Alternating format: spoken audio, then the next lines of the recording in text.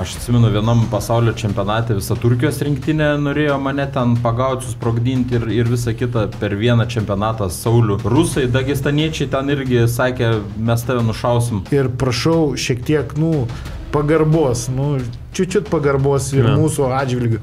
Nes, visada patys žino, teisėjai yra daug taškis. Jeigu broliai Lukošiūnai mano, kad aš kažką netai padariau, ar mūsų teisėjų komanda blogai kažką padarė, nereikia keiktis, skiriačiotis, o reikia rašyti protestus. Čia jam pasirodė, kad čia atėjo iš asmeniškumų kažkokių ir irgi tau klausimas, iš kur tie asmeniškumai Naurio galvoje? Žiūrėkit, paskambinkit Andriui Šipailą ir paklauskit prieš keletą metų jo nuomonės apie mane. Visą Spartą lygiai taip pat prieš keletą metų šaukė, kad aš jų visų nemyliu. Top Sport kazino, Top Sport ruletė, Top Sport stalo lošimai, Top Sport lošimo automatai. Dalyvaudamas azartiniuose lošimuose gali prarasti ne tik pinigus.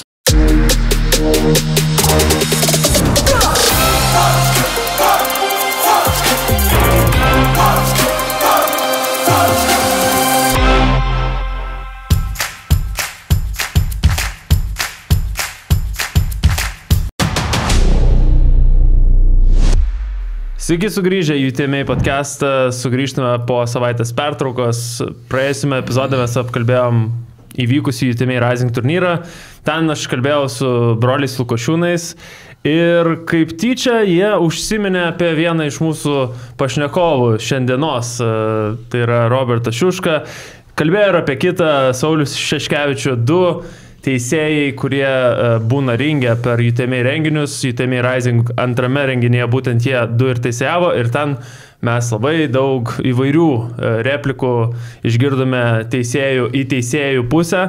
Tai pagalvojau, kad būtų teisingas šiandien susėsti su Robertu, su Saulium ir pasišnekėti ir apie tos dalykus, ką jie pabrėžė, bet ir tuo pačiu pasižiūrėti apskritai į teisėjavimą kovų kickbokso, muay thai ir MMA mūsų UTMA organizacijoje, tam, kad susipažintų geriau mūsų žiūrovai su teisėjavimu ir kiltų mažiau tokių kvailų klausimų, sakykime, nes jų dažnai būna, netgi dabar turėsim ir Q&A dalį, kur pasižiūrėsim jūsų užduotus klausimus ir tarp jų kai kuriuo aš netrinkau, kurie buvo tokie akivaizdūs, kur aš galvojau, va čia ir yra priežastis, kodėl mums reikia padaryti šitą podcastą, kad žmonėm nekiltų tiesiog tokių elementarių klausimų. Tai, žodžiu, visų pirma, sveiki atvykę. Visų antra, sveiki. Labai daug šneku, bet kaip jūsų nuotaikos praėjus jau savaitėj nuo turnyro, jau daugiau nei savaitė, truputį daugiau nei savaitė. Kokios nuotaikos, žinau, kad ten, kaip sakau, daug buvo tos tokios kritikos jūsų pusę, gal į tavo labiau, Robertai, nei tavo, Sauliau, taip sakykim, kaip yra, jeigu žiūrint į faktus, tai kaip nuotaikos tada buvo, kokios dabar jos ir panašiai, kokios reakcijos buvo. Žiūrėkite, čia visai neseniai Lietuvoje Marijampolėje vyko uždaras Lietuvos muay thai čempionatas, kur per 2 dienas mes turėjom 106 kovas. Mes su Saulium turim tokios patirties, kur aš atsimenu, vienam pasaulio čempionate visą Turkijos rinktinę norėjo mane ten pagauti, susprogdinti ir visą kitą per vieną čempionatą Saulių. Rusai, dagestaniečiai ten irgi sakė, mes tave nušausim. Mes esam pripratę prie įvairių kritikų, nekritikų, nuomonių, meilių ar nemeilių ar įsivaizdavimų. Per tiek metų, neįsivaizduojat, kiek uraganų yra praėję. Čia dabar, kad kažkas pasakė savo nuomonę, pasakė, viskas gerai, visi mes ją turim, žinai. Tai kažkaip, nežinau kaip tu, Sauliu, bet ėmi iširdyti. Kad kolega užgavo, sakykime, negražiai žodžiais, buvo toksai jausmas ar ne? Žiūrėkit, vienas dalykas yra viena komanda, yra teisėjų komanda ir tai yra vienalytis ir nedalomas dalykas. Ne? Tai reiškia, jeigu, čia mano nuomonė asmenė, jeigu yra kažkokias tai, požiūris į mano kolegą Robertą, tai lygiai taip pat mane įtakoja. Tai vadinasi, tai yra bendra komanda ir aš neatsiejama jos dalis. Tai irgi, dėl to aš ir sutikau čia dalyvauti, dėl to, kad nors kažkokių problemų apie mane didelių nėra, nors jų, kai sako, žmogus visada irgi turiu tų problemų, irgi kartais papjaunu grybą, bet šį kartą dėl to ir čia atvažiavau, kad tai yra bendra komanda, bendras kolektyvas. Šiaip tas dalykas, apie ką mes kalbėjom, atsimenu, ir pertraukoje tarp Open Ringo ir pagrindinės vakaro dalies Klaipėdai, kad šitas darbas labai nedėkingas. Teisėjai, kad ir kokiame sporte pasižiūrėsi, visą laiką bus tie, kurie negaus jokių gėlių ir bus visą laiką kalti, kadangi jeigu vienai komandai tas švilpukas yra palankus, tada kitai ne ir kita sakys, kad tai turėjo būti atvirkščiai ir panašiai. Taip pat ir čia, jeigu vieną kovotoją išrinks nugalėtojų, tada kita sakys, jeigu bus lygi kova, kita pusė sakys, kad mes čia iš tikrųjų laimėjom. Maža pastaba, mes nerenkam kaip grožio konkursą nugalėtojų, mes matom nugalėtoją ir pasakom, kuris nugalėjo, kuris buvo iš tikrųjų stipresnis. Nors pusę nuošimčio, bet stipresnis, vadinasi, jis nugalėjo. Sorry. Jo, bet tu gerai pastebėjai, iš tikrųjų mūsų ta profesija tokia, žinai, ypač labai kovose Lietuvoje, kur kautėmiai sugebėjo padaryti, tai sukelti ažiotažą kovose, ko anksčiau iki šiol Lietuvoje nebūdavo, ne? Viena prieš tai tokia buvusi didelio organizacijų, atveždavo lietuviams maišus užsieniečius, visiems viskas aišku būdavo, žinai, intrigo, ten labai aiškiai būdavo. O utėmiai sugebėjo padaryti ažiotažą Lietuvoje tarp dviejų lygiaverčių sportininkų, kur tikrai daug žmonių įsitraukė. Ir tai yra normalu, kad apylygiai kovoj nebus visi laimingi. Tiesiog nebus. Tai yra nerealu. Paimkim bet kurią pasaulio organizaciją arba sporto šaką, tau gerai žinoma krepšinį, ojei, ne? Kiek yra niuansų. Tai mes laikomės dabar krepšinėje savo tinklalapyje, turime tokią skiltį, kur vienas buvęs teisėjas peržiūri teisėjų darbą, Todd Warnick, jisai peržiūri teisėjų darbą, jį vertina, bet tai yra papildomas mokamas turinys ir sakau, jis yra mūsų ten angliškoje tinklalapyje, angliškame turbūt pats labiausiai skaitomas dalykas, nes žmonėms labai įdomu, ar ten teisingas tas švilpukas buvo visgi ar neteisingas. Tai vat, šiandien pabandysim tą pertransformuoti šitą podcastą šiek tiek į panašų dalyką, nežiūrėsim galbūt medžiagos, tą medžiagą aš bent jau labai gerai atsimenu, jūs turbūt irgi, bet visą tai mes apkalbėjom ir su Nauriu ir aš norėčiau išskirti, pradėti nuo tų karščiausių dalykų, išskirti tuos momentus, kuriuos išskyrė būtent broliai Lukošiūnai. Tai pradėsim nuo vieno tokio, kuris buvo dažniausiai gal kartojamas, tai tas klinčas, kuris vyko jų kovoje tarp Lukošiūno ir Vlasevičiaus. Buvo keletas epizodų, kur po klinčo Raimondas tiesiog greičiau pradėjo smūgiuoti ir pataikė kelis švarius smūgius, kai to nesitikėjo Nauris Lukošiūnas. Bet dar ką paminėjo jie, tai kad turbūt, kad kai yra break komanda, turi būti ir fight komanda. Neturi. Tai va, dabar apie šitą ir pasikalbam. Kaip jūs matote tai? Gyti, jeigu galima, Sauliau, aš tokią alegoriją turiu paaiškinimui, nes man labai patinka su visokiais palyginimus. Prieš tai aš gal padarysiu mažą intervą, aš tau dovanų atnešiau, Gyti. Galima? Gerai, galim truputį nutraukti rimtus pašnekesius. Dovanų. Žiūrėk, Gyti, mūsų maisto linija Mustang Fist, tai yra produktas skirtas valgyti gamtoj, kur reikia nors kartą dienoj pavalgyti ten, kur nėra nei kavinės, nei degalinės, nieko. Tai yra mūsų kuriama maisto linija. Turim 6 pagrindinius patiekalus, 5 garnyrus, jos galima kombinuoti kaip nori. Tai aš tau atnešiau dovanų. Čia yra kari vištiena su bulvių košė, rūkytas jautienos maltinis, bulguras ir dar visi kiti skoniai. Paragauk ir parašyk man po to asmeniškai, patiko ar ne, gerai? Gyti, aš atimčiau iš tavęs. Čia daug maisto. Bet šiandien negaliu valgyti, tai netimsiu. Čia, kadangi mes patys labai daug laiko gamtoj praleidžiam, žinai, jeigu ne varžybose, tai miške, tai reikia kažką valgyti, tai įsidėk. O kur šildyti šitą? Vandenį, tiesiog, šiltam vandenį. Tai jeigu gamtoj dujinis katiliukas, laužas, puodas, bet kas. Ačiū pagamintas maistas, man tik pasišildyti. Jo, ready to eat. Tai pavalgyk, parašyk man. Gerai, grįžtam prie mūsų reikalų. Žinai, dabar aš taip labai rimtai noriu pakomentuoti vieną momentą. Sauliau, man pantrinsi po to gerai, bet žiūrėkit, Lukošiūnų išsakytos pretenzijos nėra esminė problema iš esmės. Ir tuoj paaiškinsiu kodėl. Žiūrėkit, tokį palyginimą aš sugalvojau, kad būtų visiems aišku. Įsivaizduokit, aš važiuoju per sankryžą su automobiliu, kur yra nesureguliuotas šviesoforas. Ir toj sankryžoj kitas vairuotojas į mane įpuola, išlipa iš mašinos ir rėkiant manęs, tu nemoki važiuoti, vairuoju. Bet iš esmės avarija nutiko tik todėl, kad šviesoforas nesureguliuotas. Kitą dieną aš važiuoju per tą pačią sankryžą, kitas vairuotojas, kita mašina, bet vėl avarija. Toj pačioj sankryžoj vėl avarija, nes šviesoforas nesureguliuotas. Tai kas kaltas, kad vyksta tos avarijos labai dažnai būtent toj sankryžoj?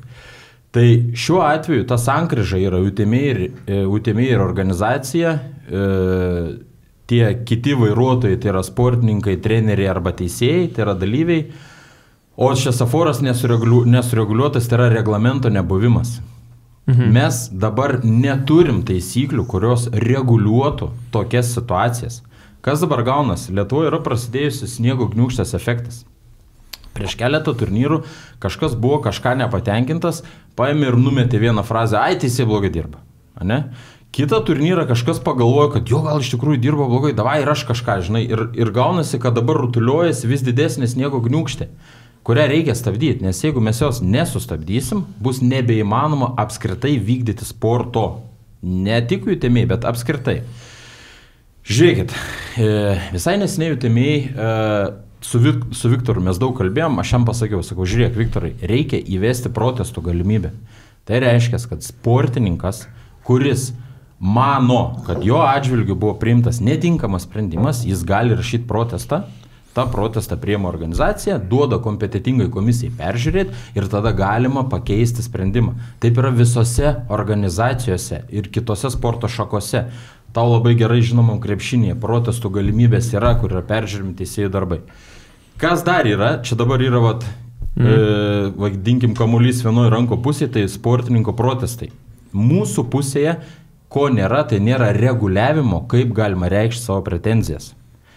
Negali sportininkas atsistojęs vidury ringo keiktis, rėkti, skerečiotis ir vidury kovos vartoti necenzūrinius žodžius treneriai ir kovotojai. Kodėl? Todėl, kad pirma, tai yra nepagarba ne tik mūsų atžvilgių, bet visos organizacijos atžvilgių ir visų žiūrovų atžvilgių. Reikia nepamiršti, kad tas kovas žiūri ir paaugliai, ir vaikai. Ir jie galvoja, kad tai priekti, keiktis ir skerečiotis ir po tos spaudos konferencijoje vartoti necenzūrinius žodžius yra kieta. Ne, tai nėra kieta. Gali būti, kad teisėjai daro klaidas, nes teisėjai nėra robotai. Reikia tą suprasti. Bet norint pamatyti teisėjo klaidą, tam yra procedūra. Tai yra pasaulinė praktika. Pasibaigia varžybos, surašai protestą, nuneši organizacijai, protesto padavimas visą laiką kainuoja pinigus, būtinai, nes kitu atveju, jeigu nekainuot pinigų, tai kas antras norėtų tą protestą rašyti, ne? Aš esu įsitikinęs, kad tikrai teisėjas buvo neteisus, aš moku pinigus už protestą, komisija peržiūri tą protestą, jeigu kovotojas buvo teisus, jam gražinami pinigai, pakeičiamas sprendimas. Čia yra lygiai tas pats.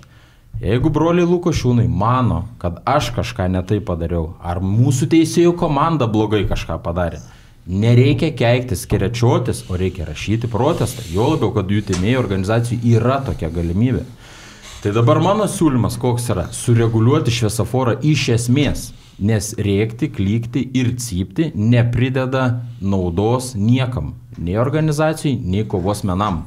Nes kovos menai vis tiek, man po turnyro daug žmonių irgi iš tikrųjų rašė ir tokias labai paprasta pozicija. Vaikai žiūri, paaugliai žiūri ir jie lygiuojasi į ką?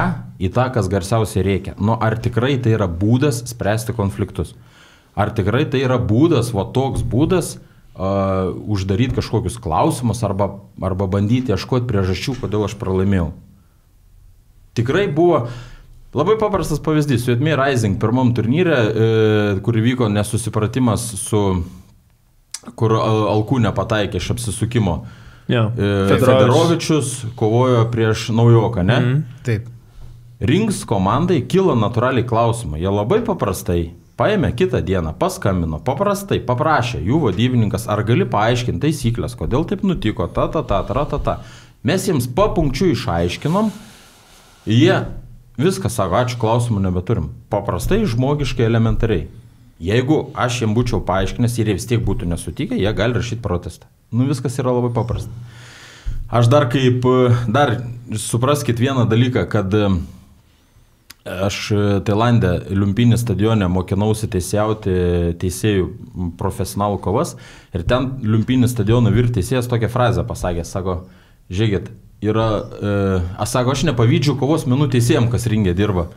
Nes sako, palyginant su futbolo referais, kai padaro švilpuką, kol nubėga iki įvykio vietos, jis turi kelias sekundės pagalvoti, kokį sprendimą priimti.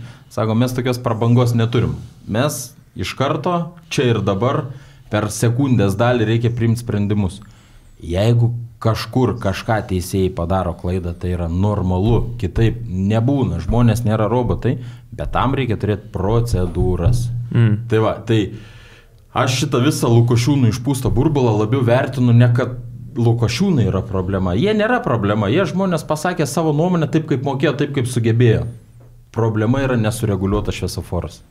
Okay. Šiaip labai gerų minčių padavė, mes šitą jau irgi kalbėjom, diskutavom, šiek tiek telefonu, kai kalbėjom, kad iš tikro trūksta to tokio, sakykime, ne baudų kažkokių būtinai, bet kad kažkokios taisyklės būtų, kurios pasakytų, kad jeigu tu apie teisėjų darbą kalbėsi necenzūriškai ir kritikuosi ten be labai stiprių argumentų, ar kažkaip, vat, sakykime, ne taip, kaip mes norėtume kaip organizacija, tada tu esi nubaudžiamas tokia ar tokia bauda, tą patį, ką mes matome Eurolygoje, NBA ir panašiai, kodėl tenai teisėjų autoritetas yra saugomas, todėl kad tuo pačiu saugomas ir lygos įvaizdis. Tai lygiai taip pat šitoje situacijoje galima pritaikyti tą patį, kalbant apie tą sureguliavimą. Vienintelis dalykas, ką aš galvojau, tai, vat, kaip pasakai pačiai pradžiai, kad nesureguliuotas tas šviesoforas.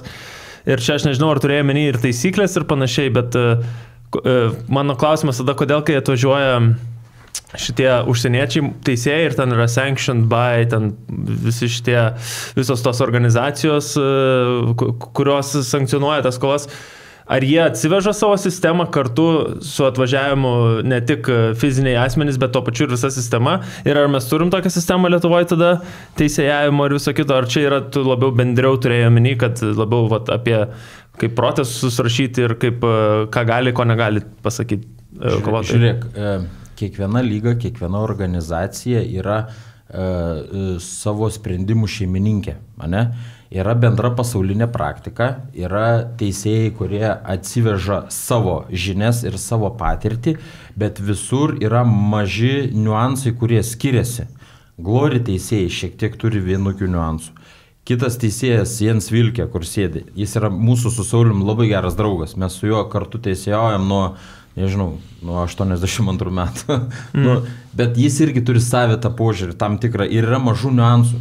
Kodėl reikalingas organizacijos nuosavos taisyklės tam, kad sureguliuoti požiūrį, kurį aš noriu kaip organizacija deklaruoti. Ir yra labai labai toks paprastas posakis, sako, kas moka pinigus, tas ir muziką užsako, ne? Tai UTME šiuo atveju organizuoja kovas, UTME organizacija turi pasirašyti ir pasitvirtinti savo taisyklės, nuostatas ir etikos kodeksą.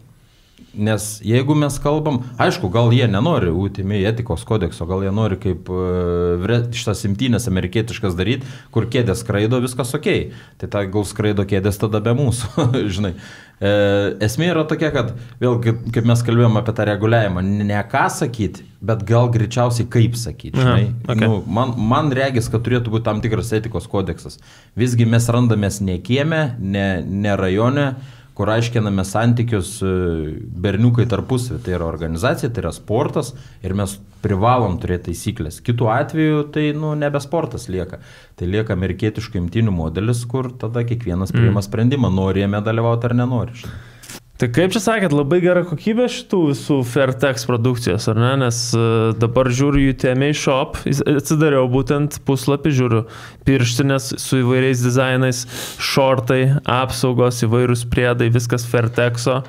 Kaip suprantu, yra ilga amžis produktas. Tai Fairtexas visą gyvenimą pasaulyje buvo prie lyderiaujančių kokybės prasme. Visi tą, man atrodo, Lietuvoje žino, kas sportuoja, kas yra dar kitai. Brandai, kas stovi šalia Fairtexo, bet Fairtexas yra vienas iš tų, kur aukščiausios kokybės garantas. Vienas iš tų. Nes yra dar ir kitų, žinai, visą, bet sakau, ką teko naudoti man pačiam, tai, dar ir dabar naudoju, dar turbūt nueičiau į klubą, dar gulėtų mano letino. Fairtexo letinas tas, ne, tas tokias juodas. Aš irgi tas pačias turiu. Ir diržą Fairtexo pirkau. Turiu diržą Fairtexo. O jeigu norite treniruotis, gal kažkada ir kovot, bet pradžiai gal pasitreniruoti, tai pasižiūrėkite utme.shop, mes turim labai daug įvairių specialiai UTME sukurtų dizainų, Fairtexo produkcija, labai gera kokybė, kaip ką tik girdėt, bet to pačiu ir labai gražus dizainai utme.shop. Sauliau, dabar tavęs paklausiu, kadangi jau taip ilgai klausais čia mūsų dėl tų visų situacijų, tai praeisime taip po vieną, kaip sakė Robertas, po break fight nereikia, bet ką pastebėjo dar ir komentatoriai internete, tai va čia irgi galėsim pažiūrėti, kiek jie supranta ką, kad Robertas nepakankamai fiziškai išskirdavo, kaip pasakydavo, break ir dėl to neatsirasdavo pakankamas saugus atstumas, kad jie po to jau kai pradeda kovoti. Nu, kad iš esmės tos situacijos, kur Vlasevičius pirmiau susmugiodavo, buvo dėl to, kad vos ne Robertas sako break, jie ten žingsnį atgal padaro, bet iš karto Vlasevičius puola mesti smūgius. Čia yra taisyklės ar nėra, kad po break reikia būtinai ateiti fiziškai ir išskirti? Vėlgi, čia priklauso kartais kovoj. Susimaišai, net aš irgi paskutiniam šitam turnyre Rising'e vietoj break, ten pradėjau naudoti tailandietiškus, ten jut, žodžius, kartais susimaišo ten tos visos dalykos, bet esmė ir bokse, ir kickbokse, yra komanda break. Break tai reiškia, žingsnis atgal ir vėl nereikia jokios komandos fight, ir vėl pradedam kovoti. Kas žino taisyklės, kas edukuoti, jie žingsnį atgal ir vėl pradeda iš karto, net nelaukia komandos kovoti. Tai čia toks paaiškinimas. O tas fizinis įsikišimas privalomas. Komanda break yra duodama iš atstumo. Break tai reiškia sportininkai deda žingsnį atgal ir toliau kovoja. Tai kas žino šitą taisyklę, tas ją naudoja. Šiuo atveju Raimundas ją žinojo, jis išnaudoja pranašumą. Neturi būti fizinis skirimas. Break yra komanda duodama per atstumą, žingsnis atgal ir toliau reiškia, yra smūgiuojama. Stop, tai reiškia stop, sustabdė veiksmus. Teisėjas patempė į ringo centrą, ar kaip ten reikėjo, kad pakontroliuot kovą, fight vėl toliau tęsiam. Break tai nereiškia, kad stabdau kovą, reiškia žingsnis atgal. Tai kartais būna ir tokios situacijos, kad pasakai breaką, ir jie net neklauso, jie vis tiek stovi susikabinę. Gali tada pasakyti stopą, ir tada jau po komandos stopą, tu juos atskiri, ir jau tada reikalinga komanda fight. Bet kartais ir kad kova gražesnė būtų, tai netgi ir, pavyzdžiui, pas boksininkų ženklai yra tokie abiejom rankom ištiesus ir jie pradeda kovoti. Net nereikia sakyti, tas neverbalinis bendravimas su kovotojais, nes jie, jeigu yra aukšto meistriškumo, jie supranta, kad tu vėl nepasakęs net tos fight, tu parodai, kad tu gali vėl kovoti. Tai va čia tokie maži niuansai, kiekvienas teisėjas yra savitas, turi savo kortelę, amplua, žinai, vieni kitus galbūt bando mėgdžioti, bet, aš turiu tą, kaip sakyt, pojūtį, aš valdau komandą taip, tą kovą taip, kaip aš jau viduje jaučiu, Robertas yra toksai, jisai valdo taip komandą. Nebus visų, kad vienodai, aišku, reikia eiti prie standarto, prie reglamento, kaip ir minėjo kolega, visas tas turi būti išrašyta, bet kartais mes turim savo tą tokį šarmą, kaip valdytą kovą. Ok, tai uždarom šitą, tai uždedam varnelę su break, fight ir taip toliau klinčia. Sekantis momentas, tie smūgiai pakaušį, po kurių buvo tas momentas, kai Raimis pataikė ten berods 2 ar 3 į galvos čia galą, kur yra neleistina teritorija, negalima čia smūgiuoti, nes čia galima pažeisti smegenis. Ir tada Nauris berods jau po break, po stop. Po stop vieną smūgį dar metė, pataikė, neatsimenu ar nepataikė, ir tada jie abu į kampus paskirstyti ir tu prieėjai prie Naurio ir jo buvo pagrindinis priekaištas, kad prie tavęs, prie jo pirmiau prieėjai, nei prie Raimio, kuris darė neleistiną veiksmą. Dabar visi sąžiningai savo užduokim tokį labai klausimą užduos ir visi sąžiningai savo tyliai atsakykim. Ar šitas epizodas buvo kertinis sprendžiant kovos baigtį? Faktas, kad ar tie smūgiai buvo stiprus, kurie realiai darė žalą? Kad tie smūgiai gali padaryti žalos? Ne, būtent ar tai buvo ta situacija, kuri realiai grėsė kovos eigai? Nebuvo. Žiūrėkit, kad Raimundas darė nelegaliai, neleistinai. Taip. Sustabdžiau po stop, smūgiai po komandos stop. Ar yra dideli skirtumai, kuris pirmas gaus įspėjimą? Nu, čia, ar tai lemia kovos baigti? Jo, aš pasakysiu tik tai, kaip Nauris kalbėjo, kad čia jam pasirodė, kad čia atėjo iš asmeniškumų kažkokių ir vat, irgi tau klausimas, iš kur tie asmeniškumai Naurio galvoja? Žiūrėkit, paskambinkit Andriui Šipailą ir paklauskit prieš keletą metų jo nuomonės apie mane. Visą Spartą lygiai taip pat prieš keletą metų šaukė, kad aš jų visų nemyliu. Dabar jau Lukošiūnai sako, kad aš jų nemyliu. Yra Titanas sakęs, kad aš jų nemyliu. Yra Jasiūnas sakęs, kad aš jų nemyliu. Tai grubiai tariant, aš tada visų nemyliu, žinai. Čia yra bandymas rankioti kažkokių tai razinų ten, kurių nereikia rankioti. Tai nebuvo momentai lemiantys kovos baigties niekaip. Ir aš suprantu Naurį. Daug žmogus ruošėsi, sportavo, gavo galimybę kovoti dėl diržo. Ir artimoj kovoj pralaimėjo. Jam skaudu yra. Aš jį kaip žmogų suprantu. Bet bet tai nebuvo tie momentai, kurie keistų kovos baigti, kurie parodo meilę ar nemeilę. Čia yra interpretacija, jo nuomonė, kuri niekaip netitinka fakto arba tikrovės. Ir apskritai, apie tai dabar čia diskutuoti nėra didelės esmės, nes žiūrėkit, kodėl aš pabrėžiau apie tai, kad mes Lietuvos Muay Thai čempionatą turėjom per 2 dienas 106 kovas. Tai įsivaizduokit 106 kovas, kiek yra dalyvių. Bendroji sumoj buvo 147 dalyviai. Jeigu kiekvienas dalyvis turėtų klausimų sąrašą, kur mes turėtumėm į juos atsakinėti, mes niekada gyvenime nieko kito neveiktumėm, kaip tik sėdėtumėm ir visiems atrašytumėm į klausimus arba bandytumėm pasiaiškinti ir pasiteisinti. Tai nėra mūsų darbas. Darbas yra mūsų teisėjauti, sportininkų darbas yra, esant nepatenkintiem, rašyti protestą, yra komisijos, kurios nagrinėja, o mes dirbom toliau. Vienoje, kitoje organizacijoje, 5, nesvarbu, mes dirbom toliau. Nes nagrinėti, Nauris mūsų gyvenime su Sauliu yra tik vienas iš tų milijonų sportininkų, kuris dalyvavo kovose, kurios mes teisėjom. Dar reikia suprasti. Mes su Sauliumi jau labai seniai nežinom nei vardų, nei pavardžių. Mums neįdomu pavardės, klubai, tautybės, kas kovoja. Mes matom tik raudoną arba mėlyną kampą. Ir kas manim netiki šitoje vietoje, tai kiekvieno yra tada asmeninis reikalas. Mes neturime absoliučiai jokių meilių. Ir mums yra nelabai įdomu, kas vyksta po kovos. Mes susikoncentruojam į tas 9 minutės. Lygiai taip pat kaip sportininkai ruošiasi tom 9 minutėm, taip ir mes ruošiamės tom 9 minutėm atiduoti visą savo dėmesį tik ten. O po to tos visos interpretacijos, mes galime eiti per sąrašą, po kito turnyro kitas koks nors kovotojas pateiks didesnį sąrašą. Vėl sėdėsim, nagrinėsim. Suprantat? Ne, bet žiūrėkit, jūs vis tiek sakėt, po kovų mėgstat pasižiūrėti tos, ne tai, kad mėgstat, jūs tai darot edukacijai savo, žiūrit... Analizė. Savo analizę mes darom visą laiką. Tai, tarkim, šitie epizodai, jie...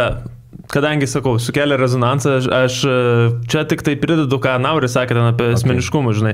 Man įdomu apskritai, kokia yra, tarkim, tiesa subjektyvi ar ne, ir kaip reikėjo iš tikro vertinti, galbūt buvo klaida, galbūt ne, galima ir tai pripažinti, bet apskritai, kad tiesiog neliktų klausimų, ar tenai tas buvo teisus ar anas. Tiesiog išsiaiškinam iki galo, tos gerai, su smūgiais į pakaušį viskas aišku, galbūt galėjo būti sustabdyta vienu smūgiu anksčiau, ar ne, vis tiek ten tie 3 smūgiai vienas po kito vos ne, ta prasme, tai nėra kažkoks gal grubi ten žiauri klaida, bet yra, sakyčiau, kad galima pasakyti, galėjo būti anksčiau, ne? Matot, viskas priklauso, visgi kova yra dinamiška, nestovi kovotojai vienoje vietoje, jie juda ir teisėjas juda paskui juos. Būna kampų momentų, kur prieit prie kovotojų užtrunka 3/3 sekundės ilgiau. Tas judesys 1, 2, 3, čia yra, kiek trunka, pusė sekundės. Va taip sureaguoti, reikia nuspėti ateitį, kur atsistoti. Tai nėra realu visose situacijose 100% būti ten, kur reikia būti ir numatyti, kas galimai bus arba nebus. Dar Saulius, matau, turi ką pasakyti. Aš iš savo, kai sakau, patirties. Anksčiau būdavo tokios kaip realios kovos ir man ten tekdavo dažnai teisėjauti ir, pavyzdžiui, skausmingas veiksmas, rankos laužimas. Ne? Kada jau tu turi stabdyti kovą? Ar kada jau sulaužo tą ranką, ar kada jinai, nežinau, nes alkūnės sąnario paslankumas pas visus yra skirtingas. O mūsų tikslas yra apsaugot kovotoją, kad nebūtų jo paskutinioji. Ne, tai aš buvau irgi gavęs velnių už tai, kad per anksti sustabdžiau tą skausmingą veiksmą ir skiriau pergalę tam priešininkui. Tai vėlgi, kada tu vaikštai, ne, tom britvos ašmenim, kada? Bet čia tas kada, ne, kai aš sakau, vėl, nežinau, kaip gaunasi, bet, tas šeštas jausmas, ar kada tu laiku galbūt, bet tai yra patirtis, ilgi metai, ne, ir tu tiesiog jauti, ne, kada stabdyti tą kovą. Kartais taip, per anksti būna, kartais jau pavėluoji, bet tai vėl sakau, kaip ir Robertas minėjo, ten sekundės dalimis, o tos sekundės dalis kartais gali lemti ir ten nakautą, ar dar kažką, tai ar, traumą. Tai, čia va tokie plonybės tokios, niuansai. Ok, dar du tokie momentai. Vienas iš jų yra tas antakis, kurį prakirto, sakykime, su galva Vlasevičius. Susidūrė galvom, prasikirto vienam viršugalvis, kitam antakis. Ir Nauriui nepatiko, kad jam buvo sakoma, kad jeigu aš tave dar kartą nuvesiu į kampą, tai kova bus sustabdyta. Ir po to medikas kaip ir leido net ir po antro to karto tęsti kovą. Tai kodėl apskritai reikia kovotojui žinot, kad kova bus sustabdyta, nes jam čia sakė buvo blaškimas.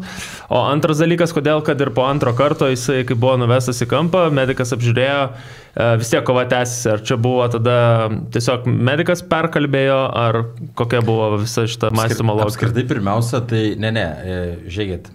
Vėl čia yra tas plonybės, jau kaip aš matau, žinai, per 9 minutės, kai yra įtampa, kas kam ką pasakė tą minutę. Suprantat, ar tai yra vėlgi esminis kovos baigtis? Nėra baigtis. Aš kai jį nuvedžiau, aš sakau, Makai, kolega mano, sakau, pritepk to vazalino, reikia tęsti kovą. Po to žiūriu aš jį ir žiūriu, kad ten labai stipriai žiojasi ir natūralu dėl saugumo. Jeigu išsižergs, reikės nutraukti kovą. Antrą kartą, kai nuvedžiau, aš matau, kad ten kraujuoja, tai užtepė, tęsia kovą toliau. Čia nemėgėjai, profesionalai. Reikia suteikti pagalbą kovotojui, kad jis galėtų tęsti kovą. Kas jam nepatiko, kad nuvedžiu antrą kartą sustabdžiau?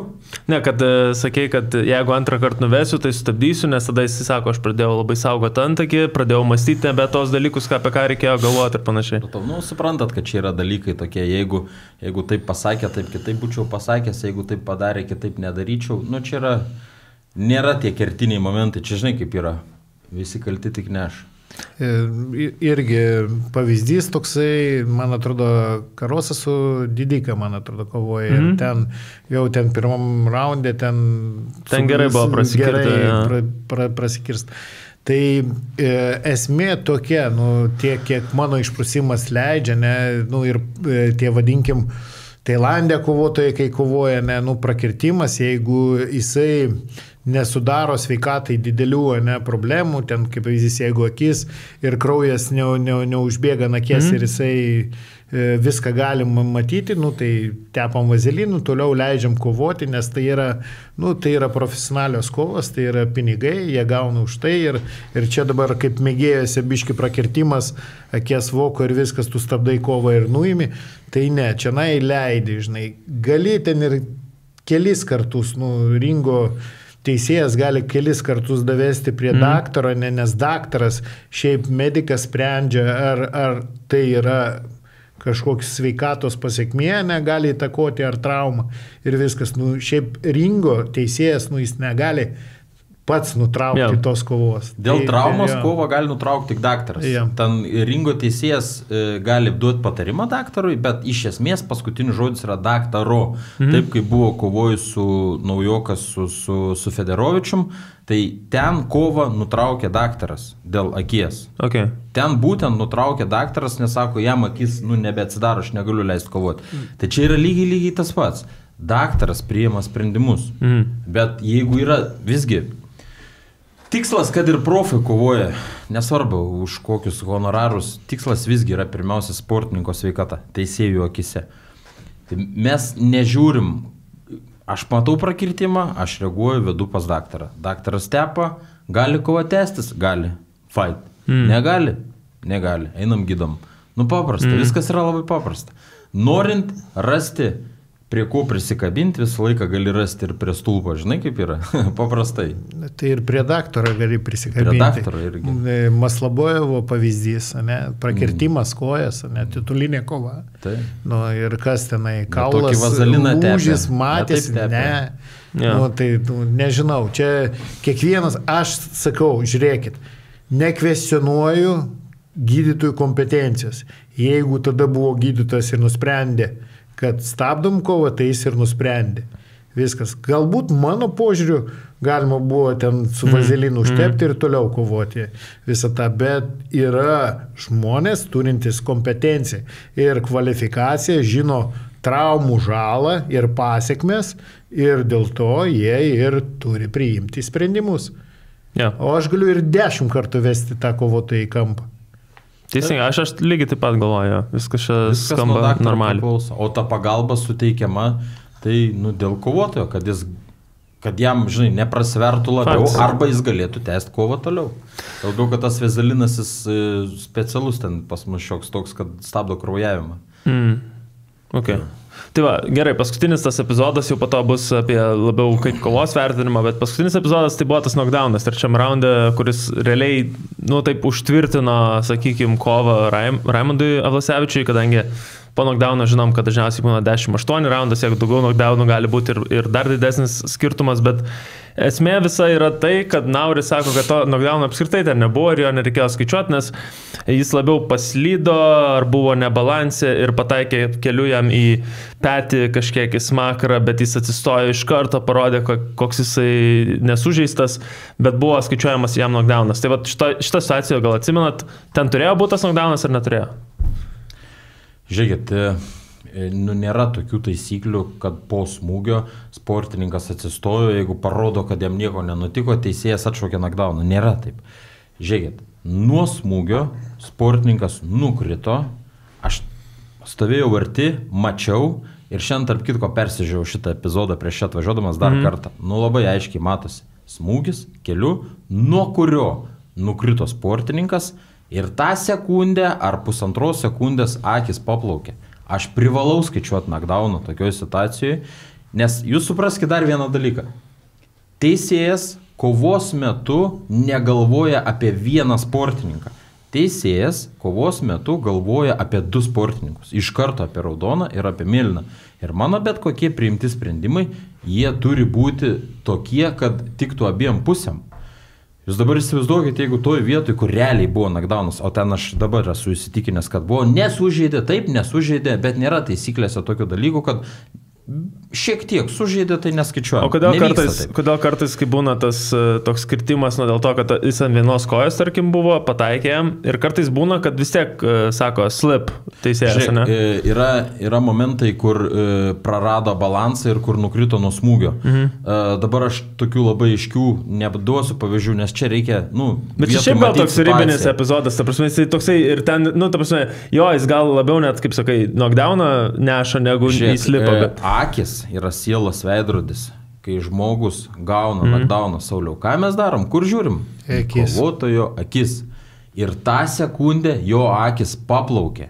Taip, jis atsistojo labai greitai atsigavo, bet tai nėra priežastis tipo atšauk knockdowną. Net nėra taisyklėse tokios procedūros atšauk knockdowną. Nuo smūgio nukrito, akis paplaukė, aš skaičiuoju knockdowną. Vėlgi, rašykit protestą, siūskit komisijai, nagrinėti šitas variantas. Aš nežinau, aš tik, taip nemėgstu aš tų žiūrėti kovų, bet taip žiūrėjau ir Gloriją, čia tą turnyrą, ten sunkias svorių. Tai irgi panašus variantas buvo, kai tie patys teisėjai, kurie ir teisėjauja pagrindiniuose turnyruose, vienas iš jų tikrai, tai atskaičiavo tą knockdowną, nors žmogus iš karto atsistojo, viskas viskas buvo. Tai vėl čia priklauso nuo to žmogaus, kuris teisėjauja ringę ir nuo jo, kai sakau, vertinimo. Tuo momentu Robertas įvertino tai, aš sėdėjau žiūrėję, toj vadinkim pagrindiniam stale, man irgi pasirodė, kad tas smūgis tiesiog bumt ir jį išvedė iš pusiausvyros. aš jo akių nemačiau, negaliu spręsti, bet man taip atrodė, kad taip atsigavo momentaliai, pašoko ir atrodo nieko nebuvo. Jo, tai aš dėl to akių irgi tada turėjau vieną nuomonę, žiūrėdamas ir pakartojimą ir būdamas tenai gyvai, iš pradžio atrodo, kad tikrai knockdownas, nes tiesiog geras smūgis keliu, ar į kūną, ar į petinės rū, bet krito tiesiog Nauris po to jis atsistojo, aišku, bet jisai kaip podcast'e sakė, kad jokio ten nebuvo, ar ten spaudos konferencijoje, kad jokio knockdowno nebuvo.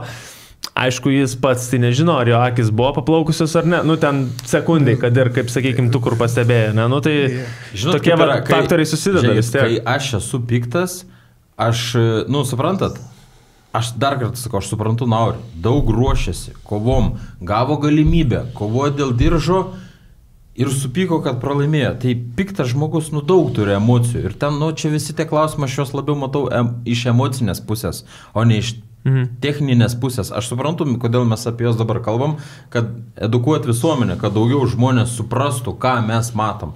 Bet, sakau. Dabar eisim prie dalies, kur aš manau labiausiai edukuosim. Aš gal tik grįšiu irgi į savo patirties praktikos. Irgi, aišku, čia kitokio stiliaus buvo ten ta kovinė savigina ir praleido smūgį, aš priejau, skaičiuoju jam ten tą knockdowną ir aš nutraukiu kovą. Sako, o kodėl tu man nutraukiai kovą? Aš sakau, kad pas tave vienas vyzdys sumažėjęs, kitas įsiplėtęs. Man tai rodo smegenų sutrenkimą, žinai, aš sakau, tau nelei.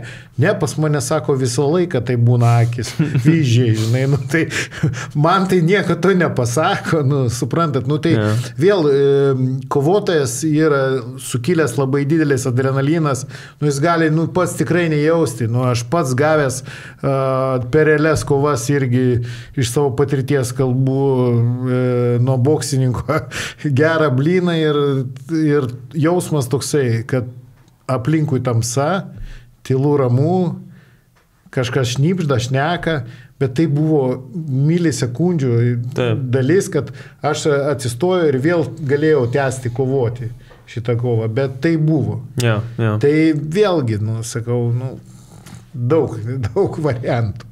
Top Sport Casino, Top Sport Roulette, Top Sport stalo lošimai, Top Sport lošimo automatai. Dalyvaudamas azartiniuose lošimuose gali prarasti ne tik pinigus. Dabar eisim prie galutinio tos kovos, kadangi čia bus geras toks pavyzdys, kaip paimsim kaip vieną kovą, kurią vertino teisėjai šoniniai, kas laimėjo tą kovą. Buvo galutinis sprendimas 3-0, vienbalsių teisėjų sprendimu. Čia irgi buvo dalis, dėl kurios Nauris buvo nepatenkintas, kaip čia gali būti 3-0, taigi labai lygi kova ir panašiai, bet aš galvoju, va čia labai gera proga yra nurengti šitą visą sportą, palikti visiškai be drabužių ir po vieną drabužį uždėdinėsim dabar. Tai pradėsim nuo to apskritai. Taisyklės buvo K1, ne? Tai jau turim, sakykime, ringą, kad čia yra K1 taisyklės. Kaip šoniniai teisėjai vertino tą kovą? Apskritai, taip jau nuo pačių pagrindų pradėkim labai, taip, kiek įmanoma paprašiau. Sauliu, tu pradėsi ir aš. Ne, tu labai gerai tos faktorius labai kalbėjai įvardį. Žiūrėkit, tas 3-0 vėl reikia suprasti, žiūrovai gal nespranta, kas tas 3-0. Kažkas, žinai, kas tas 3-0? Kas čia per 3-0? Buvo labai juokingas komentaras vienas, turėjo būti 2-0, ne 3-0. Kas yra 2-0? Tai žiūrėkit, tokia logika. Žiūrėkit, iš ko dabar išplaukė tas 3-0? Ignas sako, visus 3 raundus nugalėjo, ten Raimondas, ne? Ir užsikabino tas 3-0. Mes nevertinam 3-0, 2-1. Mes kovas vertinam, žiūrėkit, 3 raundai yra mums kaip 3 atskiros kovos.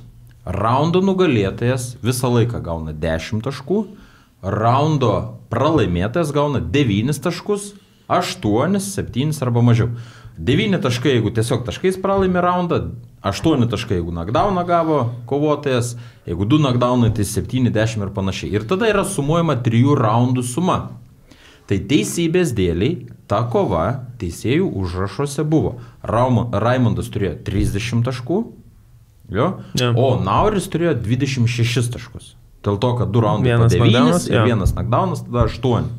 Tai va, tai normaliai ne 3-0 tada reiktų sakyti, o 30-26. Taip, 30-26. Taip dažniausiai UFC šiaip pristatinė nugalėtojus. Būtent, taip. Bet čia tas išplaukė tik dėl to, kad Ignas pasakė, kad 3 raundus nugalėjo vienbalsius. Ir gaunas vienbalsio, ne? Yra unanimous decision ir split decision. Tai unanimous, kai visi teisėjai vienodai visus 3 raundus įvardijo.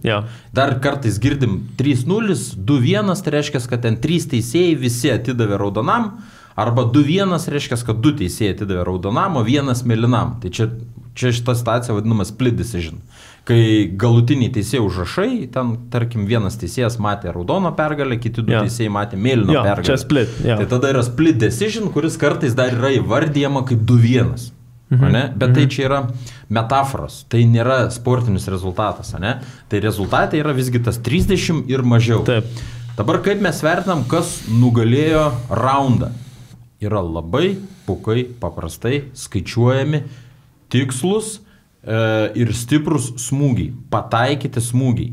Kas kiek per raundą daugiau kartų stipriai susmūgiavo į savo priešininką. Vėlgi, dabar kas yra tie tikslus smūgiai? Žiūrėkit, pataiko į bloką, kojas spyrė, žmogus stovi vietoj, nėra taško. Bet aš stoju užsidengęs, smūgis ko eina.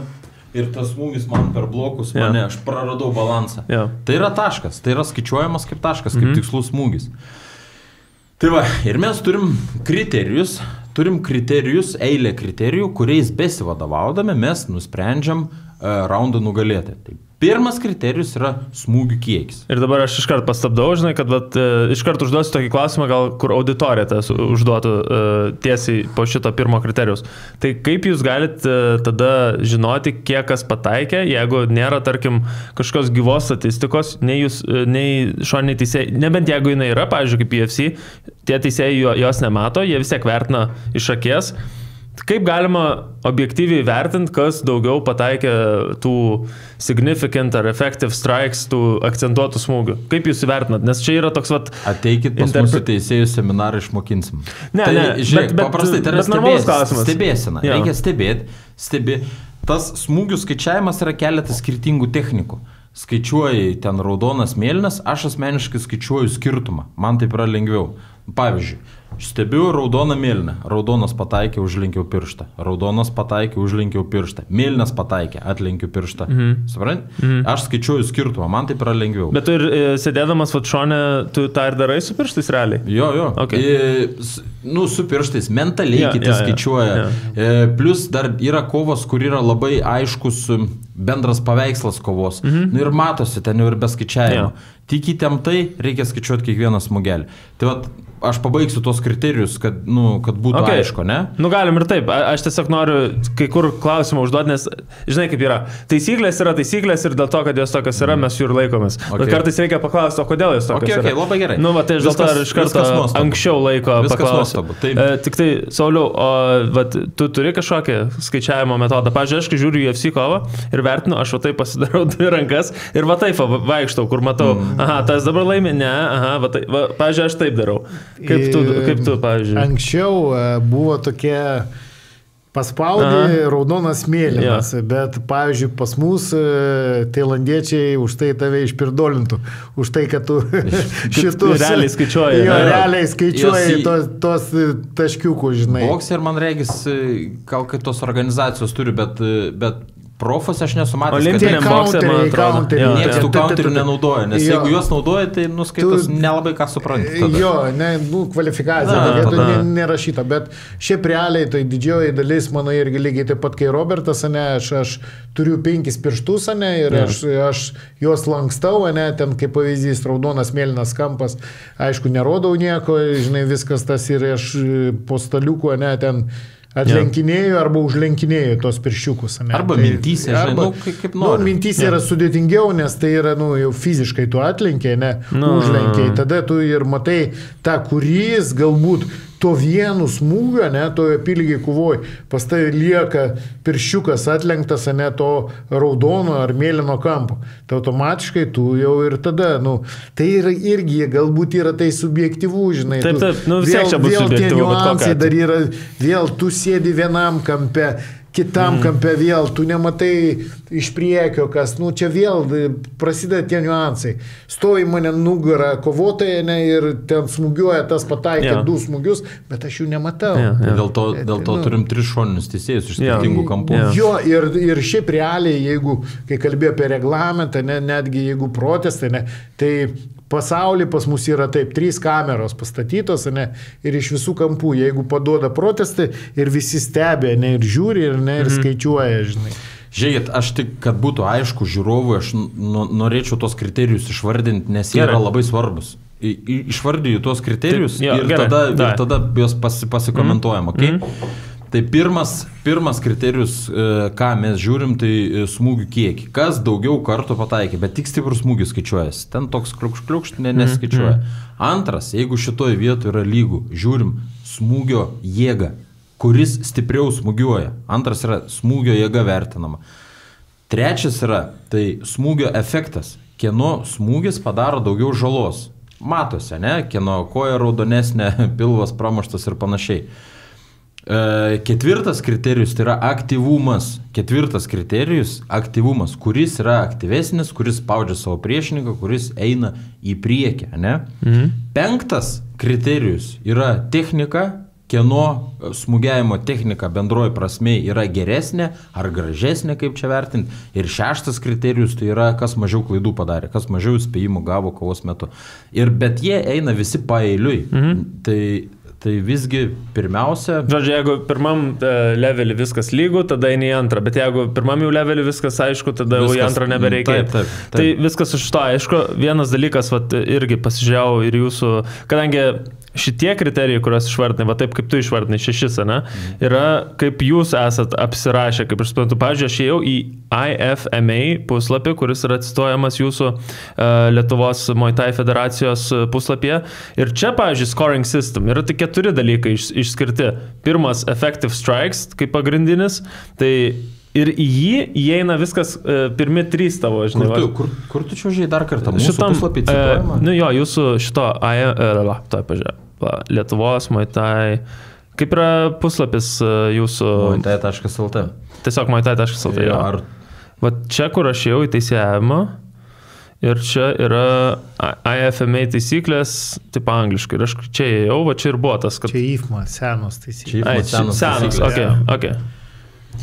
Tai, žodžiu, šitas nėra jūsų standartas. Jo, tai yra taip, kad taisyklės beveik kiekvienam čempionatė yra koreguojamos, sprendžiamos, kai pamato kažkur tai yra kliurka, kaip išgyveninti, ir jos yra atnaujinamos, jos yra organinės ir jos pastoviai koreguojamos. Koreguojamos. Kaip Biblija. Be abejo, jo. Bet norėjau pasakyti vieną dalyką tik apie šitą. Man vienoje vietoje, kaip ir mes kalbėjom, diskutavom Klaipėdai, tie 3 atskirimai, tai akcentuotų smūgių kiekis, viskas ok, stiprus, švarus, pataikyti smūgį, nebūtinai gal ir per bloką, bet kurie padaro kažką. Bet toliau smūgio jėga, kaip ją įvertint, ir smūgio efektas, ta žala, irgi turiu 2 dalykus apie kiekvieną. Apie pirmą, tai smūgio jėga, kaip ją įvertint, kartais būna smūgiai, kur pataiko tiesiog už ausies kažkur ir pist knockdownas, knockoutas, nesvarbu, žinai. Ir atrodo, tas smūgis toks iš viso, nieko ten nebuvo. Kartais buvo labai stiprus smūgis, gal ir pataikė labai stipriai, bet jisai nieko nepadarė. Tai čia pirmas argumentas, kodėl tai svarbu, kokia ta jėga, ar tokia vizuali jėga svarbi iš tikrųjų yra, ar svarbu, kur pataikys ir kaip tiksliai. O antras dalykas apie smūgio efektą, ką norėjau paklausti, ir žalą sudaromą smūgio. Tai kartais būna tokių kovų, kur visiškai sunešiotas žmogus yra laimintis, ne? Tikrai yra, turbūt jums tekę teisėjaut, kur žmogus su prakirtimais, krūjų pasrūvęs, bet jisai šiaip laimėjo tą kovą, nes daugiau pataikė smūgių ir taip toliau. Kam tada iš vis žalą reikia žiūrėti, ar svarbu, ar nesvarbu? Tai ir yra tas žala ne pirmas kriterijus, jis yra ir net ne antras, jis trečias. Šiaip iš tikrųjų yra tavo labai geri klausimai, bet juos tokio atsakymo 2 žodžiais tiesiog nėra. Tiesiog nėra. Šitas atsakymas kiekvienam teisėjui turi ateiti pats su praktika. Turi pamatyti labai daug kovų, turi pamatyti labai daug skirtingų situacijų ir jas tada suprasti. Su laiku ateina supratimas, Matosi tiek smūgio jėga, tiek ta žala, matosi sėdint prie pat ringo. Bet kad tą pajaustų teisėjas ir suprastų, reikia praktikos. Čia nėra lengva, tikrai nėra lengva. Ja. Aš apskritai, ir Saulius sakiau, kada nors šoninį teisėją pakeis dirbtinis intelektas. šita profesija išnyks, tik ringo teisėjas bus reikalingas. Bet reikia praktikos. Nieks niekada niekam nežadėjo, kad lengva yra teisėjauti kovos menuose. Krepšinė viskas aišku, krito kamuolys įkrito, ne? Čia neįkrito, pataikė, nepataikė, labiau pataikė, mažiau pataikė. Yeah. Nėra vienareikšmiško atsakymo. Mes kaip apmokinam savo naujus teisėjus, tarp kitko, fun fact, Lukošiūnų tėtis jų, pas mus mokinos teisėjimo 1,5 metų ir jis puikiai žino mūsų sistemą. Ir yra dalyvavęs seminaruose ir žino, kaip mes viską vertinam.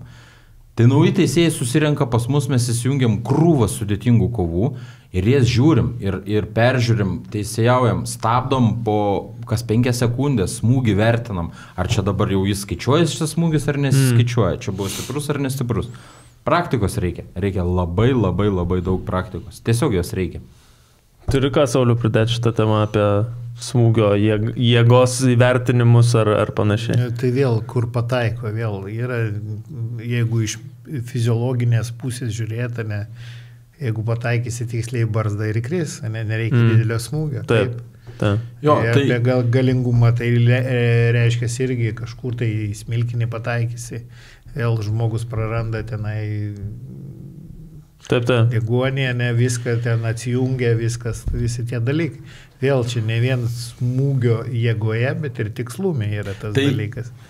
Tarp kitko, dėl to knockdownas ir yra vertinamas nuo bendro rezultato -balas. Sakai, žmogus būna visas sudaužytas, bet laimi kovą. Gal jo strategija buvo kovotojo visą kovą dengtis, saugotis ir ieškoti to vieno vienintelio šanso, kada nokautuoti savo priešininką. Pataikė lengvai barzdą, Mes turim labai aišku pavyzdį, žiūrėkit, Kudrešovas kovojo su šito Moldavu, kaip jo pavardė? Velenčiuku. Kudrešovas, kaip stipriai daug smūgiavo, ėjo, lipo, smūgiais, tai ten, viskas aišku. Moldovas 1, guli. Smūgiais kas laimėjo? Ne, tai faktas, kai jau finišas yra, viskas aišku, kas laimėjo. Tai dėl to ir yra knockdownas, sportininkas patyrė knockdownas, realiai raundą pralaimėjo. Iškart. Nes mėgėjuose knockdowną mes skaičiuojam prieš nukertant. Ir reiškia, turim prevenciją, kad nenokautuotų. O profose, tai realiai, kaip jau žmogus atsigulė, tai ir skaičiuojam. Tai yra, didelis darbas iš tikrųjų.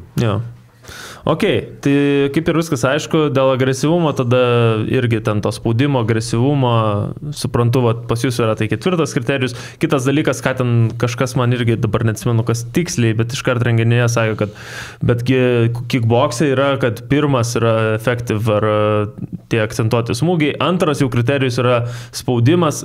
Tas toks biški mėtymasis tarp federacijos, taisyklių, kovų skirtingų. Yra čia kažkiek chaosos bendrai žiūrint ar nėra? Teisėjas, kuris daug teisėjauja per visas organizacijas, mato ir geba įvertinti kovos nugalėtoją be šitų mažų perrašytų niuansų. Dabar žiūrėkit, tas antras kriterijus ėjimas į priekį. Ir kas, kad priešininkas eina į priekį, daug smūgiuoja, bet viską pataiko į blokus. Aš atsimenu, tada kalbėjom tarp Open Ringo ir Rising, aš tokį labai paprastą pavyzdį daviau su krepšiniu. Viena komanda per rungtynės iš 3 taškų zonos metė 15 kartų, bet įmetė 2 trajekus, o kita komanda metė tik 8 kartus, bet įmetė 5. Pataikė. Tai kieno rezultatas bus didesnis. Tai jeigu aš einu į priekį daug mojuoju, tai dar negarantuoja, kad laimėsiu raundą arba kovą. Žiūrim, kas daugiau trajekų pataikė. Paprasta. Faktas. Ok, paskutinis dalykas, ką dar paliesim prieš klausimų atsakymų dalį, tai yra extra roundas. Vienas dar kilęs klausimas ir tam pačiam Nauriui buvo, kodėl nebuvo extra roundo. Kada yra extra roundas? Nes, pavyzdžiui, Glory taisyklės galiu paskaityti, čia angliškai aišku, bet išversiu greit. If the fight lasts until the last bell, the judges at ringside provide their round by round scores, awarding each round to one of the fighters. Tai apie viską, apie ką šnekėjom, kad raundas per raundą vertina teisėjai ir savo paduoda vertinimą. But if they're unable to come to a consensus, then a sudden death extension round will be fought and the winner of that round wins the fight. Čia yra Glory taisyklės, tai kad jeigu tie teisėjai nesutinka, jų verdiktai nėra, kaip sakint, nėra bendro sutarimo, tada būna extra roundas. Man šiaip pačiam kyla klausimų, kada tas extra roundas turi būti, kada neturi būti. Vieną atvejį mačiau Rimkenzo prieš Misiūną. Rimkenzo krito į knockdowną pirmame raunde, čia paskutinė jų kovoj. Ir tada buvo 10-8 akivaizdu ir tada 2 Rimkenzo raundus laimėjo, dėl to galutiniam variante 2-8, jeigu neklystu, gaunasi, kad lygų, extra roundas. Bet esu matęs raundų, kur, esu matęs kovų UTMA, kur tas extra roundas yra tik dėl to, kad lygi kova. Tai kaip, arba aš klystu, galbūt ten irgi buvo vienodai suskaičiuoti taškai.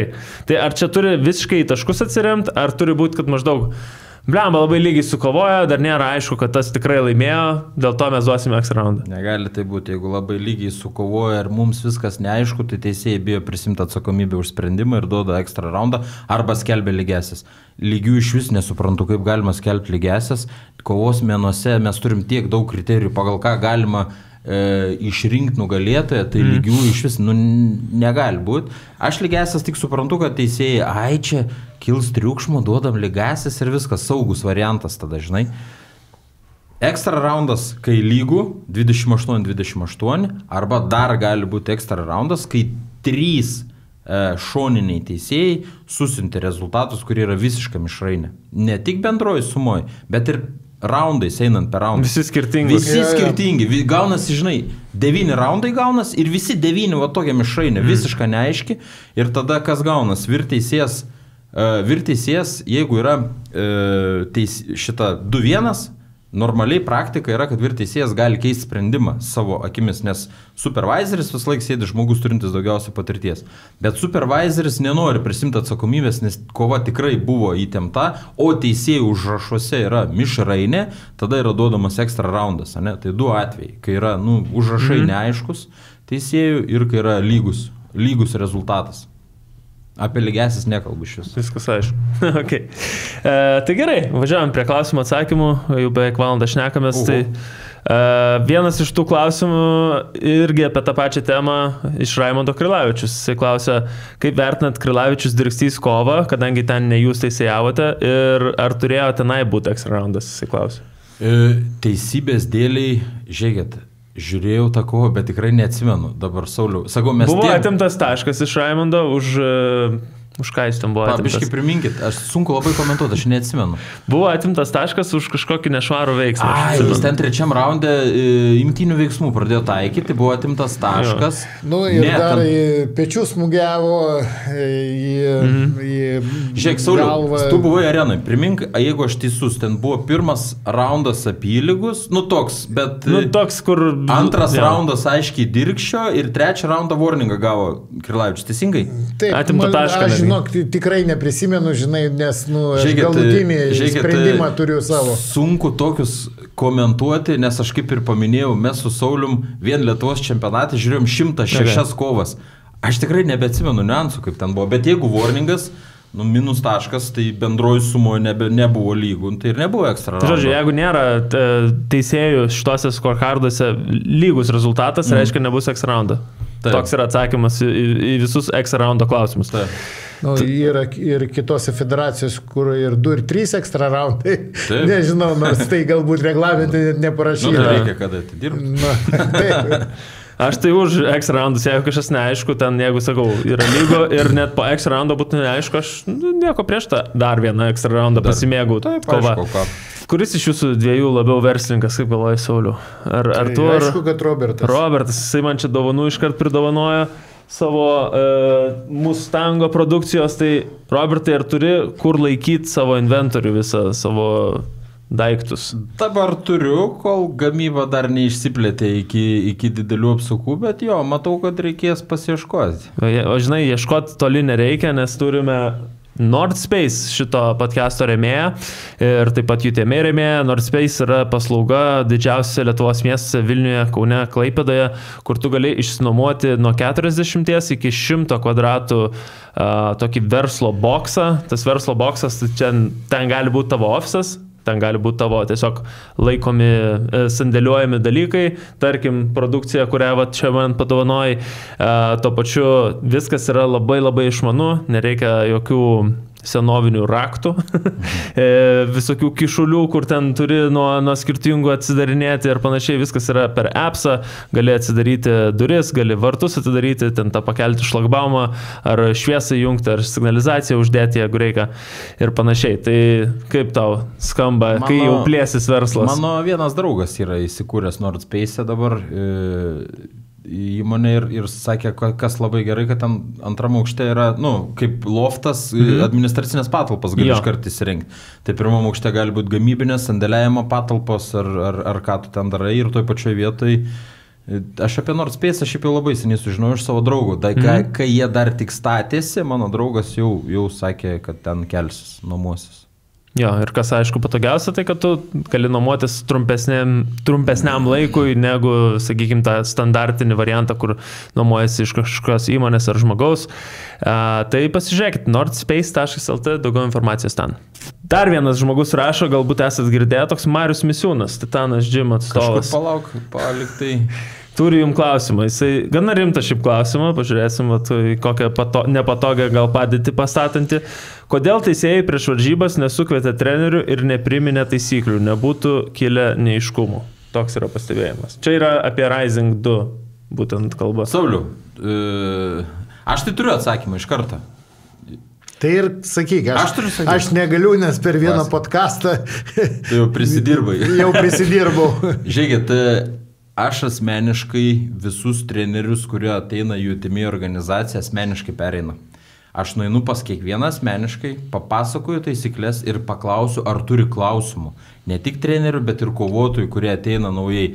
Visi, kurie klauso dabar šitą podcastą, nauji dalyvaujantys, visą laiką gauna iš mūsų su Sauliu dėmesio. Mes prie kiekvieno asmeniškai prieinam. Bendrą seminarą daryti prieš turnyrą galbūt sprendimas, ar tai efektyvu, nežinau. Mano asmeninė nuomonė, kad betarpinis bendravimas su konkrečiu treneriu yra daug geriau, nes ne visi drįsta viešai užduoti klausimą, jeigu kažkas neaišku. Ypač jeigu treneris pirmą kartą atvažiavo į organizaciją, viešai dabar aš nesupratau, ne visi drįsta. Bet kai betarpiškai bendrauju su teisėju, jis paklausia, o jeigu taip bus, o jeigu taip, o jeigu kitaip. Tai mes darom tą prevenciją, bet su kiekvienu treneriu asmeniškai. Okay. Tai ir Saulius, mes į areną atvažiuojam kelias valandas prieš turnyrą. Mes tą laiką nesėdim kambariukė, mes einam su sportininkais, su treneriais, mes bendraujam. Tai tas bendras seminaras, mes esam su Sauliu labai daug Europoje visokiuose turnyruose dalyvavę, tai ten būna organizatoriai prašo, kad padarytumėm bendrą seminarą. Paprašė, padarėm. Taisyklių aptarimą vadinkim, ne seminarą. Bet mano asmeninis pasirinkimas, tai geriau su kiekvienu asmeniškai pabendrauti.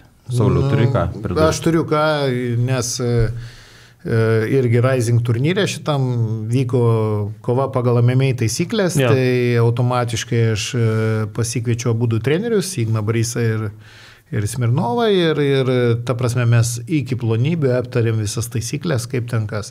Tai va čia, kai vyksta kažkokia nestandartinė kova, MMA kova, kurios tokios retos, tai iki galo dar sudėliojam akcentus ir nežinau, tegu meta į akmenį į mane tiek Ignas, tiek Mindaugas, kad aš nekalbėjau su ir neaptarinėjau tų taisyklių. O su Marium kalbėt, nes jis tai parašė, lygi su jo nieks nebuvo pakalbėjęs. Ar su jo Marius Misiūnas, kadangi uždavė šitą klausimą? Mes su Mariu Misiūnu esam toj pačioj federacijai daug metų, mes su jo šnekamės daugiau negu su bet kurio. Tai gal ir vėl šnekėsim, ir vėl varžybos bus. Ne, viskas gerai su Mariu. Jeigu iš organizacijos bus toks poreikis, nematau jokių problemų aptarti. Paimsim ir padarysim. Šis neklausimas. Ir tokį trumpą, ten nesiplėsim į tas plonybės niuansus, bet tikrai aš nematau tame jokių problemų. Ypač kai sakai, kad tos taisyklės tokios gyvos yra, jos kartais pasikeičia vidury. Ta prasme, būna tokių dalykų, kad nauji niuansai dėl to, kad praeitam gal renginį kažkas taip įvyko ar kitaip ir tu pridedi kažką, atimi kažką ar tokie dalykai. Žiūrėkit, per kiekvieną renginį net tu pamatai tam tikras klaidas. Ir ta prasme, organizatoriaus reikalas, jis, kai sako, užsako muziką, ne, tai pasikviečiat, mes ir bendravome, mes pasiskambinam ir su Viktoru ir pasakom, išreiškiam savo kažkokius nuogastavimus, ką reikia, kaip padaryti. Ja. Kitų, ne, organizacijų irgi atveju, ne, tai kai mane kviečia, kai reikalinga mano kompetencija, aš iš karto sakau, žiūrėkit, duokit man taisyklės. Kaip jūs norit, kad mes dirbtume? Jo, kad aš persiskaityčiau, jeigu man kyla kažkokie niuansai, aš sakau, žiūrėkit, čia galbūt pakeičiam, čia galbūt ne taip, galbūt čia taip. Jie viskas okei, jie aprūvina, ne, aš atidirbu pagal tas jų aprūvintas taisyklės. Ir nėra problemų. Aš irgi, nesvarbu, kad ir patyręs teisėjas, bet man reikia visą laiką refreshinti, atnaujintas žinias. Aš vis tiek turiu pasiimti popieriuką ir skaityti. Ir įsidėti savo į galvą. O to labiau, kai eina skirtingai, viena kova Muay Thai, kita MMA, trečia kickbokso kova, viena pagal Glory, kita pagal Vako, trečia pagal IMTF ar dar kažkokia organizacija. Kai sakau, turi būti konkrečiai reglamentas, nes ir, manau, klausytojams ir žiūrovam iškyla klausimų, o kaip ten jie vertina, ne, kaip jie, jie pagal save, ne, taip, nebūna, nėra. Ok, kitas klausimas iš Paulius Leontievo arba pačio dar žinomo žmogaus. Kokia teisėjų nuomonė apie Muay Thai kovas su 4 uncijų pirštinėmis, su tom MMA vadinamom pirštinėm? Kokia jūsų nuomonė apie Muay Thai kovas su tom pirštinėm? Sakyk tu, aš savo nuomonę išsakysiu, jeigu nesutaps mano su tavo, nes dažniausiai nesutampa mano. Šiaip mes su Saulium, kadangi kartu dirbam teisėjame jau iš tikrųjų daug metų, tai vis laik žaidžiam geras faras, blogas faras, atspėkit, kuris yra kuris. Aš jau įtariu.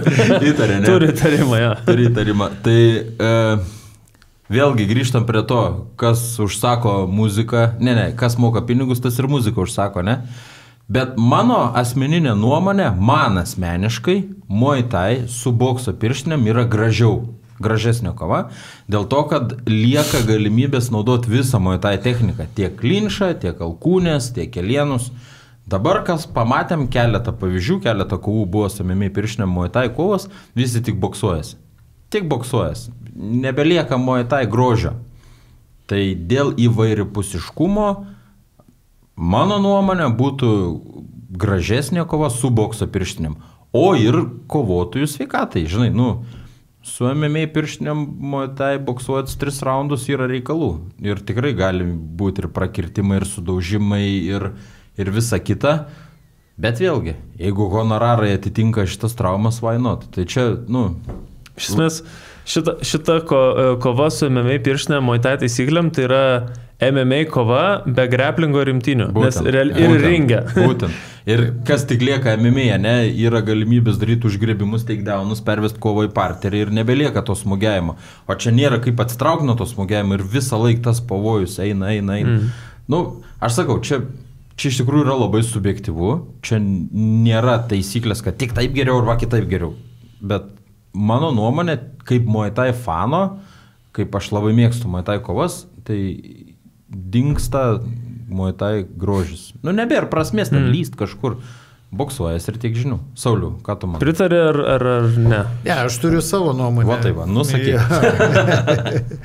Ne, čia tradicijos grožis, negrožis yra organizacijos pasaulinės irgi, kurios irgi kovoja su tom MMA pirštinaitėm, viskas, bet mane neramina vienas dalykas, kad neįvyktų kažkokią siaubingą traumą su didelėm pasiekmėm. Bet aš realiai bijau. Traumų galimybė yra didesnė. Bet ar jos įvyksta MMA, mano tik vienintelis klausimas. Jeigu mes žiūrim tos pačios pirštinės, MMA kovoje irgi yra daug stovėsenos ir tarkim, jeigu nenueina ant žemės, tai ten lygiai tos pačios pasiekmes kaip ir šitam. Lygiai tos pačios, bet aš sakau, aš savo nuomonę, aš nenoriu, kad mano ta teisėjimo, kai sako, karjeroje įvyktų kažkoks toks nelaimingas atsitikimas ir aš tikrai, kai sakyt, okei, tai yra šou, tai yra dėl ko boksininkai nuėmė šalmus, dėl to, kad jau neįdomu žiūrėti, ten taškuojasi, špaguojasi, žinai, reikia žmonėm to, kad kristų visą tą, čia taip, jo, iš tos pusės, bet mano kaip žmogaus pusės, ir kaip teisėjo, kad man pirmoje eilėje svarbi kovotojo sveikata, ne, gali tas būti lemtingas smūgis, ne, ir baigsis jo karjerą, o jo tas honoraras neatlieps jo tolimesnio gyvenimo pasiekmių. Tai vat vien dėl to buvo pavyzdžių, čia, kad ir su bokso pirštinėm, čia imkim Vilnių, ten tie 90-ieji metai, kada po kovos, irgi galbūt tai buvo ringo teisėjo klaida, kad nestabdė, neskaičiavo, numirė. Sporto rūmose. Ja, tai aš to nenoriu ir aš netgi galvoju, kaip greičiau čia pabėgti iš to ringo, kol dar sausas ir švarus. Žiūrėk, toks finalizuojant trumpas, mano nuomonė, trumpas tada finalinis sakinys, jeigu kovotojo honoraras yra toks, kad po šitos kovos galimai patyręs didelę traumą, jis gali pusę metų gydytis ir finansiškai būti ramus, tai yra kiekvieno kovotojo sprendimas, ne? Čia ko gero apie tai. Arba jeigu sutarimas yra tarp kovotojų, trenerių ir organizacijos, let it be. Jeigu visiems tinka, tai visiems tinka. Vienareikšmiško atsakymo čia vis tiek ko gero nėra. Toliau Aistis Matijošaitis klausė, kodėl per Šato kovą buvo skaičiuojamas knockdownas jau po pirmo raundo pabaigos gongo. Čia aš net galėčiau atsakyti. Per Alvino Šato kovą prieš Dominiką Dirkstį, kodėl buvo skaičiuojamas knockdownas jau po pirmo raundo pabaigos. Atsakyk tu tada. Tai todėl, kad, jeigu reiktų jau man atsakyti, tai todėl, kad turi matyti kaip teisėjas, kad tas kovotojas gali tęsti kovą, nes iš esmės, jeigu paskutinis smūgis vyko dar prieš gongą, jisai ir pasiunčia į knockdown žmogų, tai jisai ir įeina į tą raundą ir tu skaičiuoji knockdowną. Pagal tai, čia kad pirmo raundo pabaigoje buvo skaičiuojamas knockdownas su pertraukėlė, ne? Smūgis buvo su gongu. Pagal taisyklės teisėjas privalo skaičiuoti knockdowną, nes skaičiuodami knockdowną mes įsitikinam, ar per tas 8 sekundės kovotojas yra, nežiūri kaip Saulius sakė, vieną akis išsiplėtus, kitą akis klausė, kiek valandų. Čia yra būtina skaičiuoti, kad su gongu atėjo smūgis, tai neišgelbėjo nuo knockdowno skaičiavimo. Ir dar vienas pavyzdys irgi Paulių Kečiaus kova su tuo pačiu ten Moldavo. Tai aš pradėjau knockdowną skaičiuoti ir sekundantas treneris įbėgo į ringą. Ten iš džiaugsmo žmogus. Aš suprantu, iš džiaugsmo, bet tai negalima daryti, kol neatskaičiavau, ne visada, bet aš įsitėsiau, kol išvariau, jis atsigavo, atsistatė, bet aš jau supratau, kad daugiau negalima tęsti, nes antras gali smūgis mirtinas būti. Bet šiaip už šitą veiksmą Ignas atsiprašė, sako, sorry, aš Ne, viskas gerai. Jis, žinai, žmogus apsidžiaugia. Kai sako respektas Ignui, kad pradeda, kai sako valdytis emocijas, viskas labai respektas jam. Toliau Indrė Gražytė klausia, kaip pavyks atsiriboti nuo asmeninių simpatijų ir išlikti objektyviems. Tai man atrodo atsakėm jau. Iš esmės pasakėt, kad matot raudoną mėlyną, kaip sakė, ir... Mes tiek daug kovų per gyvenimą esame matę, kad nebedaro kovotojai pavardės įspūdžio. Tiesiog, žiūrėkit, mes pasaulio čempionate Muay Thai teisėjaujam finaluose, kur kovoja tokios pavardės, kur brolyti ten... Tai, žinai, nebėra... Per tiek daug kovų teisėjautų, nebėra nei meilių, nei nemeilių. Tiesiog jų nėra.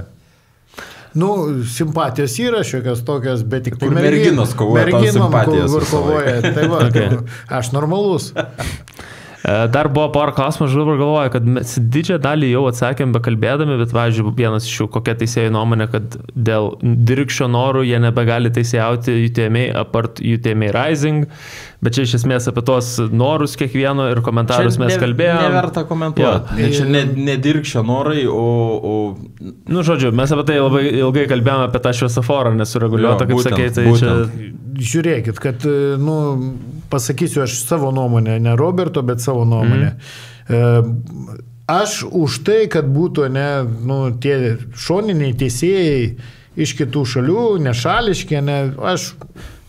Tu kalbė apie pagrindinius turnyrus. Jo, apie pagrindinius turnyrus. Okay. Tada, kai sako, man pakeiniau, mūsų komandai teisėjus pakeiniau, nes, ta prasme... Nebelieka ten, aš iš Vilniaus, ten tas iš Kauno, dėl to jis teisėjavo. Taip. Ir tai galbūt turėtų būti. Kas ringia teisėjavo, ten didelio, kai sakant, kažkokio tai įtakos tai kovai nepadarysi, žinai. Tai aš už tai, kad gali būti ir tie neutralų šoniniai teisėjai. Okay. Čia nėra problemų. O kaip Saulius reagavo į Dominiko pasisakymus apie nuteisėjavimą jo kovoje? Vėl tas pats čia, mes apie tą patį. Okay, čia labai... Ir po to yra, kaip Šiuška reaguoja į Naurio pasisakymus. Niekaip nereaguoja. Supratau. Nes tai yra žmogus pasakęs savo nuomonę ant emocijų ir dabar emocijų kalba atgal atsakyti būtų pati didžiausia nesąmonė. Gerai, praleidžiam šitos... Šiaip iš esmės jau aptarėm viską. Šiaip, vis tiek,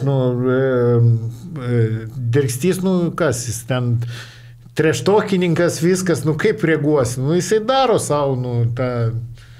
Tik vieną, ką mes norim pasakyti, mes suprantam, kad tas visas trash talk arba visas tas ažiotažas yra reikalingas organizacijai kelti žinomumą ir pardavimus ir tai šou elementai yra būtini, norint surinkti tas arenas.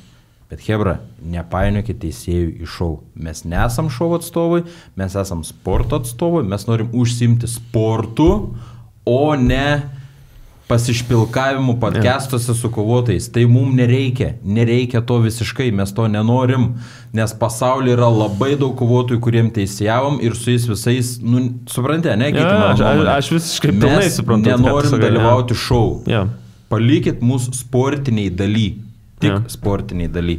Dabar lengvesni jau klausimai tokie ir savo formą, ir turiniu. Ar Saulius, čia Tautas Kubilius kolega, su kurio komentuoju klausė, ar Saulius nepasiilgsta treniravimo ir ar smagu matyti buvusius auklinius tapusius treneriais? Nes jau netreniruoja, kaip supratau, iš Tautvydo.